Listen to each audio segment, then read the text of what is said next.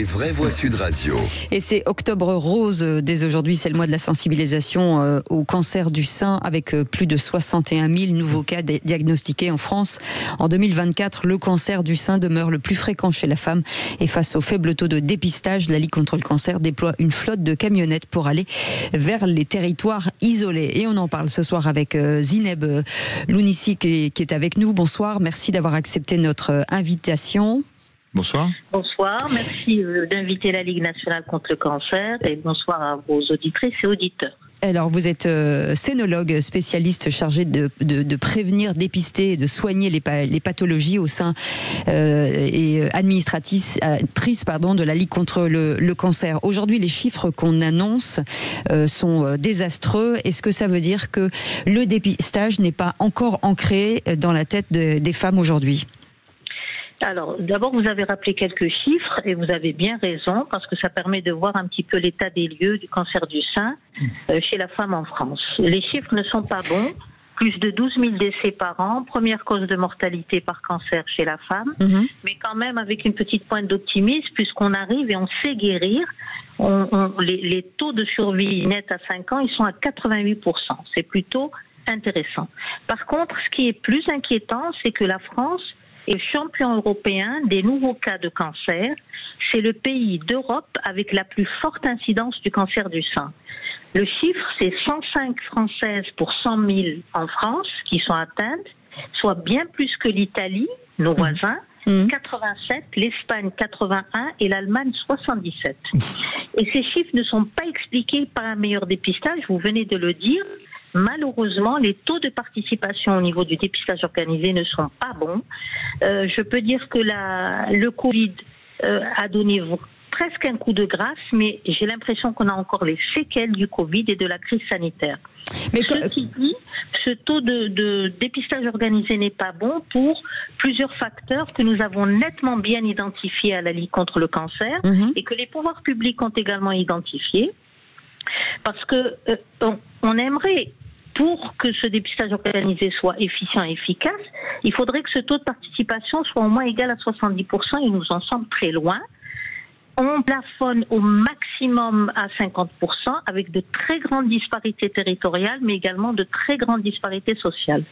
Et parmi ces freins au dépistage organisé, puisque vous m'interrogez sur ça, il y a bien sûr la peur de la maladie, et là, le plus important, c'est de pouvoir donner des messages rassurants et surtout de dire que lorsqu'une mammographie est faite dans le cadre du dépistage organisé, dans plus de 95%, elle revient normale.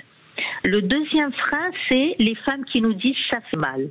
Et je veux tout de suite lever également ce frein parce que nous avons actuellement la chance d'avoir des machines qui sont fabriquées par nos industriels européens et français qui permettent de faire des compressions très lentes et progressives qui fait que la mammographie qui ne dure que quelques secondes ne fait pas mal. Après, il y a bien sûr des freins culturels et des freins cultuels et ça, ce sont des campagnes ciblées qui doivent le faire. Et enfin, il y a ces fameux délais de prise de rendez-vous qui sont trop longs et ces cabinets de radiologie qui sont également trop loin. Et ça, malheureusement, nous ne pouvons pas faire grand-chose en dehors du fait d'aller vers les femmes. Et pour aller vers les femmes, la Ligue, elle met en place des bus qui permettent d'aller notamment vers des femmes en région rurale, mais pas seulement, parce qu'il y a même des régions très urbanisées qui sont, hélas, des déserts médicaux. Et avec ces bus, on arrive à les sensibiliser au dépistage organisé. Et il existe actuellement à la Ligue une réflexion qui est la suivante, qui est celle de mettre sur ces bus ou ces camions un mammographe et pouvoir carrément réaliser la mammographie comme ça pouvait se faire il y a une trentaine d'années en France, c'est ce qu'on appelait les mammobiles.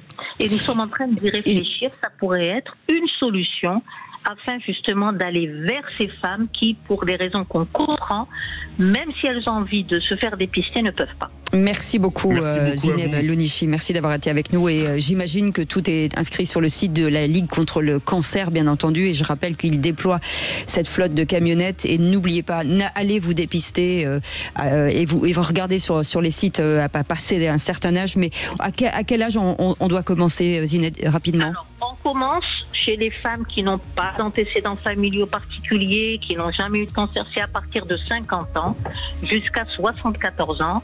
Mais on encourage les femmes, même après 74 ans, de continuer à se faire dépister tous les 2 ou 3 ans, parce que l'âge est un facteur de risque qui est bien identifié en matière de cancer du sein. Merci 1000 fois. Et c'est Octobre Rose, vous portez même le petit ruban d'Octobre Rose, Cécile, ce soir. Et c'est pendant un mois. Merci d'avoir accepté notre invitation.